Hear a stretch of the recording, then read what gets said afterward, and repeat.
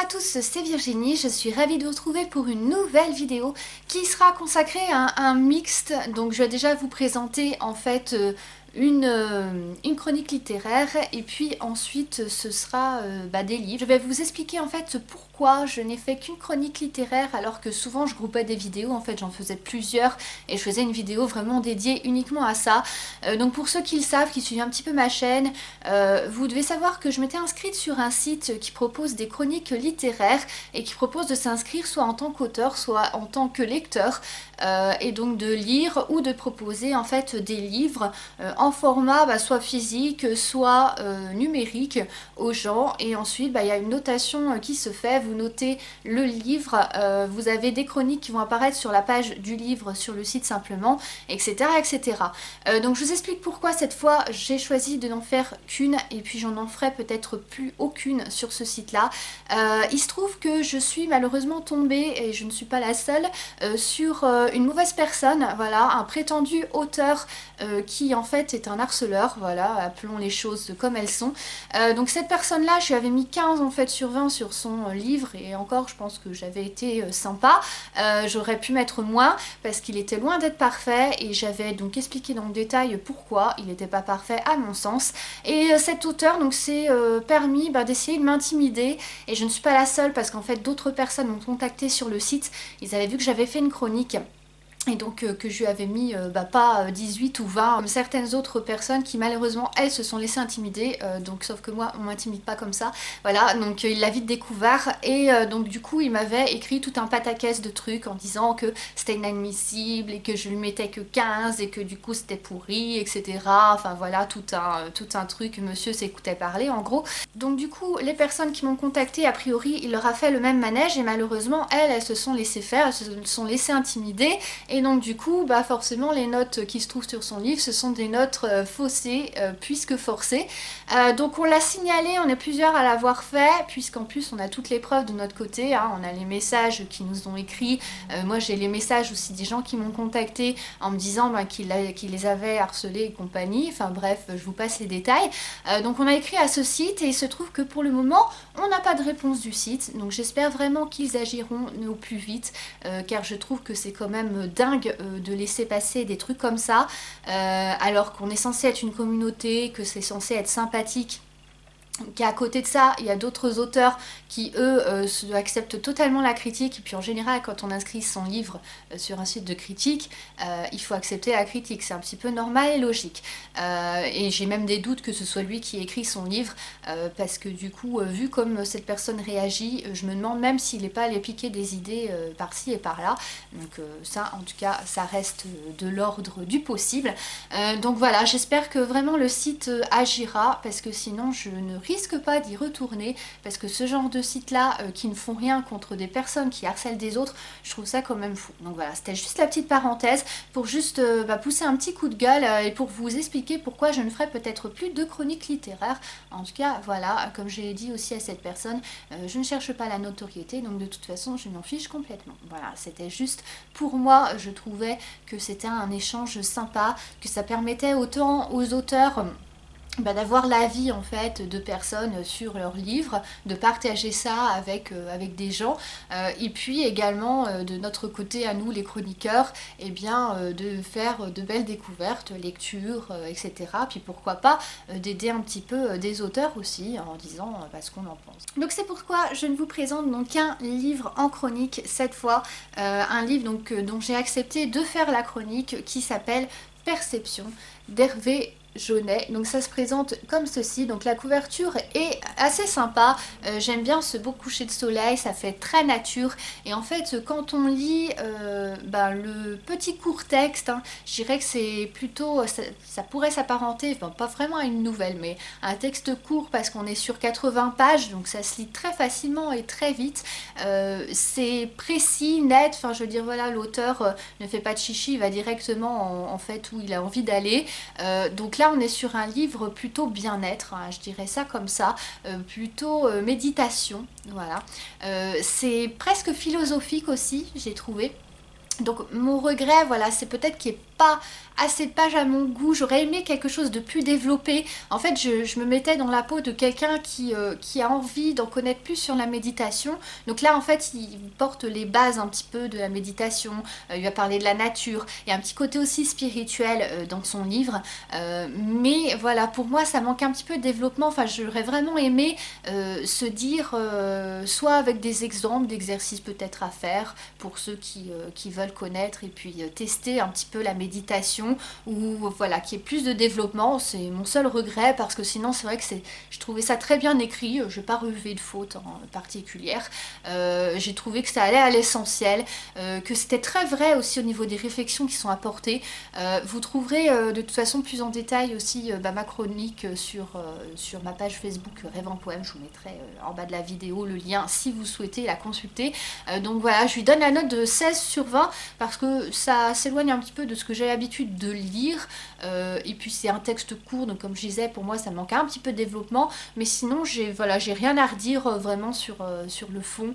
Et puis j'ai beaucoup aimé aussi, et ça je le souligne, il y avait quelques poèmes à la fin que l'auteur a rajouté. Donc je les trouve vraiment très sympathiques, ces poèmes-là. En plus, je suis assez amatrice de poèmes. Donc voilà, donc j'ai trouvé que c'était un livre sympa, bien-être à lire. Et je vais passer à une présentation de quelques autres livres. Donc il y en a certains que je vous ai déjà présentés mais que j'ai lus. Je vous redonne mon avis plus complet. Alors le livre que je vous avais déjà présenté dans une précédente vidéo et que j'ai lu, c'est Masques et Monstres.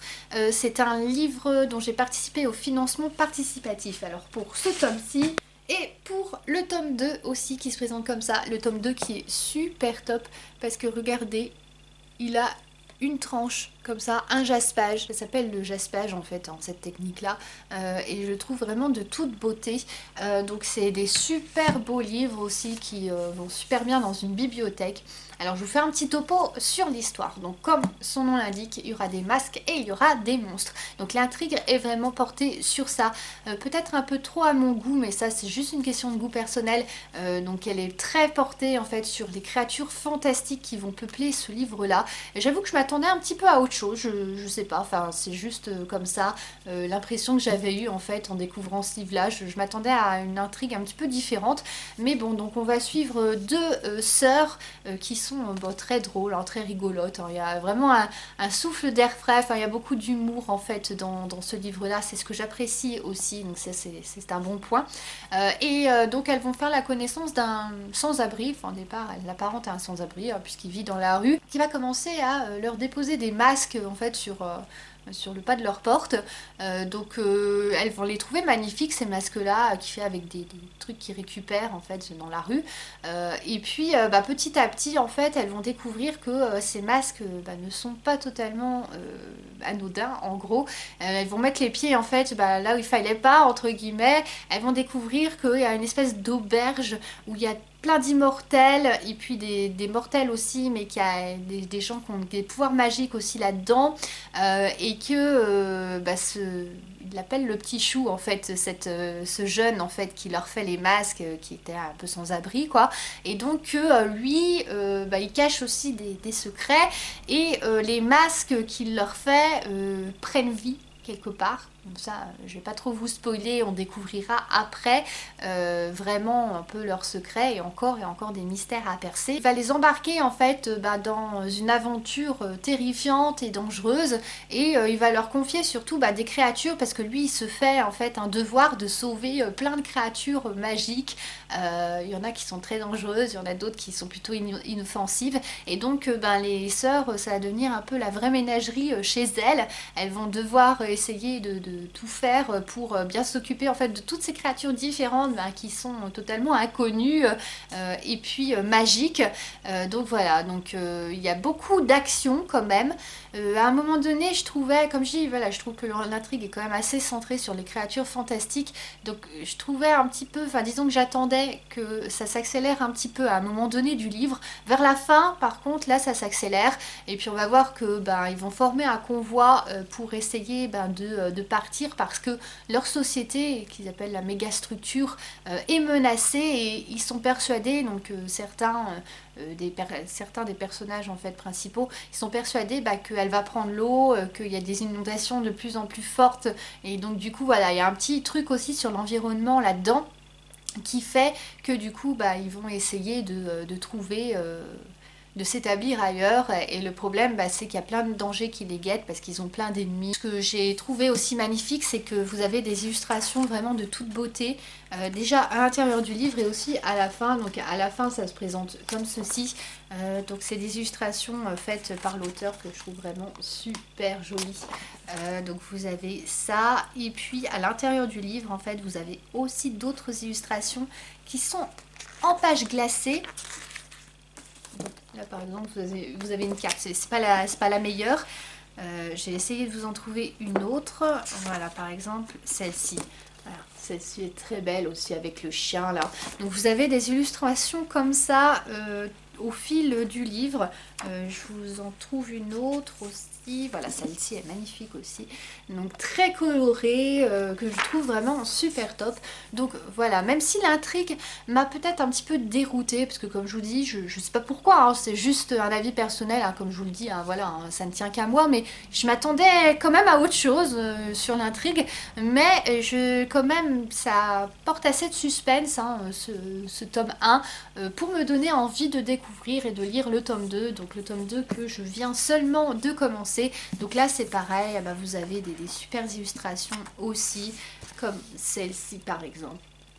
Donc voilà, ce sont vraiment de très beaux livres que je conseille si vous êtes fan de fantastique, de fantasy aussi, et puis surtout forcément d'animaux et créatures fantastiques. Je le rapproche un petit peu, même si je ne l'ai pas lu, mais j'ai vu les films des créatures fantastiques de J.K. Rowling. Franchement, je trouve qu'on colle assez au thème, donc voilà, donc je vous conseille ces livres. Donc ensuite un super beau livre aussi, je voudrais bien vous faire une sélection de livres de Noël et franchement si j'arrive à vous faire la vidéo c'est sûr qu'il en fera partie ce livre là. Je voulais aussi vous refaire une vidéo dédiée à leurs livres, aux livres de cette maison d'édition. C'est une petite maison d'édition, je crois qu'en fait elle est tenue par un couple, donc voilà c'est une petite maison d'édition vraiment familiale, donc ils font très régulièrement des projets qu'ils lancent sur le site Ulule, donc en financement participatif et très régulièrement quasi tout le temps en fait je fais l'acquisition de leurs beaux livres parce qu'ils sont vraiment magnifiques et magiques et j'adore toujours leur contenu, voilà, aucun vraiment ne m'a jamais déçu, j'adore leur écriture aussi, donc voilà, donc là j'ai découvert un Noël à Brekil Castle, donc je viens de le recevoir juste hier en fait pour tout vous dire, donc ça se présente comme ça, donc c'est un super joli livre à avoir aussi dans sa bibliothèque, donc c'est Twinkle Edition qui font ça, et puis il y avait donc plein de petites choses avec, comme j'avais participé au financement, donc vous avez un petit marque-page, vous avez une to-do list de Noël, aussi la petite carte que je trouve vraiment aussi très sympathique, très vintage, et puis ce petit ticket, voilà, pour le London to Watford Twinkle Express, voilà, donc c'est bien, c'est très bien présenté. Donc s'il est dédicacé, ce petit livre là, j'avais également collé un petit autocollant donc, qui était avec, et donc je vais vous lire son résumé. Les Noëls se tissent dans les moments précieux, ils sont aussi évanescents que les esprits et aussi ardents que les flammes qui dansent dans l'âtre de la cheminée. Hertfordshire, décembre 1843, Alva Moonfield s'apprête à passer les 12 jours de Noël dans le château de Solfallow. Un jeune lord renfermé à la réputation douteuse qu'on dit adepte des sciences occultes. Malgré la rumeur et les mises en garde, Alva est bien décidée à profiter de ce séjour chez lui pour le convaincre de soutenir et financer son projet de réhabilitation des quartiers pauvres de Londres. Elle ignore toutefois que c'est son propre destin qu'elle risque de changer au cours d'un Noël envoûtant à Brekil Castle. Ce merveilleux conte romantique vous emportera dans un tourbillon de flocons et d'émotions avec tout le mystère, l'élégance et le charme intemporel des Noëls victoriens. Donc voilà, c'est très prometteur. En plus, comme toujours, vous avez des petites illustrations qui sont au début de chaque chapitre. Donc je trouve que ça apporte aussi quelque chose de toute beauté au livre. Donc ça m'a l'air parfaitement dans le style de ce que j'aime lire. Une petite touche de fantastique, donc ça je pense que ça va être très appréciable. une romance un petit peu victorienne, donc c'est vraiment, on tombe dans les styles que j'aime. Donc je ne pense pas que cette lecture me décevra. Je parle en connaissance de cause, comme je vous le disais, vu que tous les livres jusque-là que j'ai eu d'eux, je les ai adorés. Voilà, c'était vraiment des coups de cœur. Mais en tout cas, voilà, j'attends de le lire et puis je vous dirai tout de même ce que j'en aurais pensé, c'est pour jamais. Mais en tout cas, voilà, un livre vraiment super joli. Alors ensuite, comme j'aime bien varier un petit peu, vous le savez, parfois dans les vidéos, là je vais vous représenter un webtoon. Je vous avais présenté en fait souvent normalement les tomes précédents. Donc là c'est le tome 5 de The Abandoned Empress. Donc voilà, les illustrations déjà sont super jolies. Je me passionne en ce moment un petit peu pour les webtoons aussi. J'ai quelques séries en fait que j'aime beaucoup. Alors surtout les séries qui forcément ont un petit peu un rapport avec le fantastique, etc.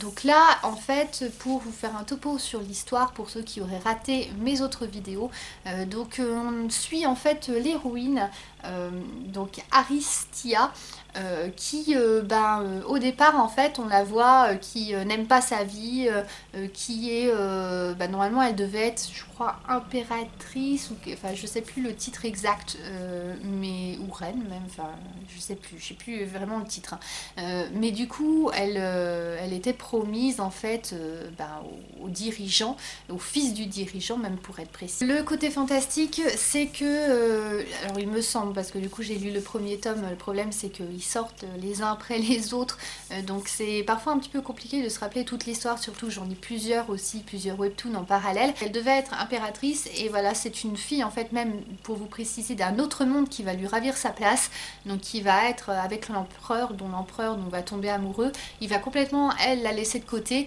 et je crois même qu'elle va être exécutée, je ne sais plus trop pourquoi en fait. Je crois qu'elle va se rebeller en fait contre l'empereur qui est vraiment cruel avec elle, et en fait elle va être condamnée à mort et donc elle va mourir.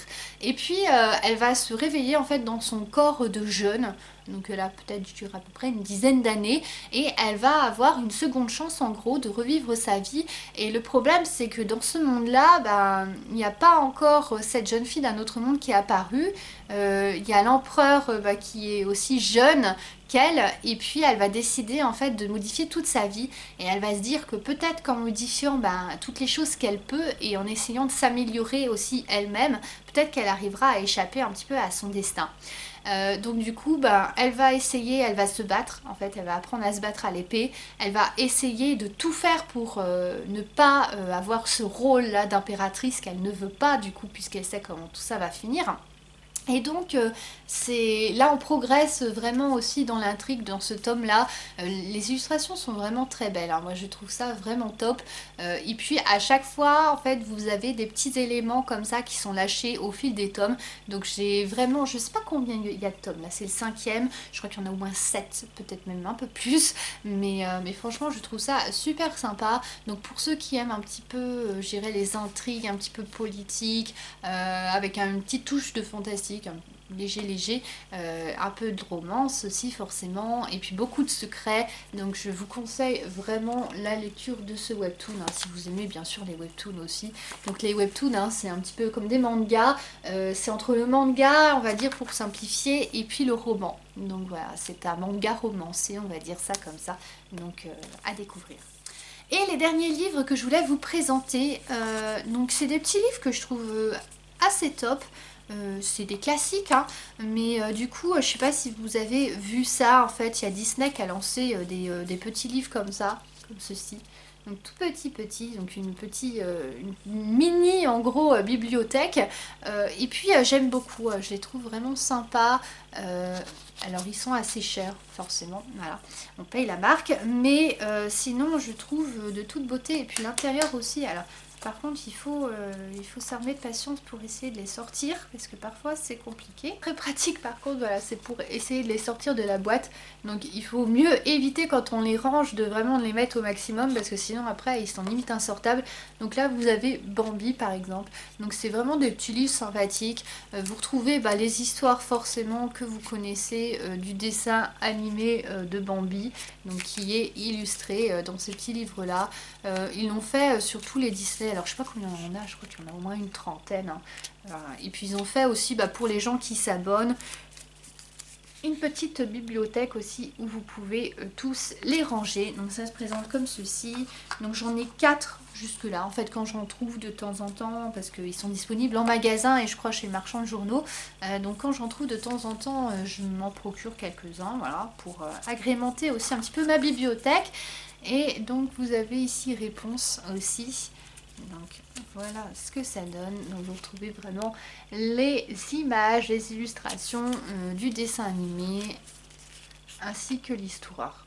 Alors ça paraît pas, mais ils ont quand même un petit peu de pages. Donc en fait l'histoire est un petit peu longue aussi à lire. Mais du coup c'est bien parce c'est assez détaillé. Donc voilà. Donc, je voulais vous les montrer également. Ça change un petit peu aussi de d'habitude d'avoir des mini-livres comme ça dans sa bibliothèque. C'était tout pour cette vidéo, j'espère qu'elle vous aura plu. N'hésitez pas à laisser un commentaire, à me dire ce que vous en pensez, s'il y a des livres aussi qui vous font envie ou s'il y en a que vous avez déjà découvert et puis ce que vous en avez pensé. C'est avec plaisir que je vous lirai et que je vous répondrai. N'hésitez pas aussi à me dire les vidéos que vous voudriez voir pour Noël. Comme je vous dis, en fait j'ai quelques idées. Je voudrais vous faire une petite sélection de livres de Noël, super cocooning et sympa, à lire au coin du feu, on va dire ça comme ça. Et puis aussi une vidéo qui rassemble tous les livres aussi de Twinkle Edition que je trouve vraiment formidable, vraiment sympa. Dites-moi si ça vous plairait, ce que vous voudriez voir d'autres. Ça peut être aussi d'autres styles de vidéos, plutôt vintage ou vêtements, pourquoi pas aussi. Donc merci d'avoir visionné cette vidéo. N'oubliez pas de vous abonner pour suivre les prochains contenus sur la chaîne. Salut à tous!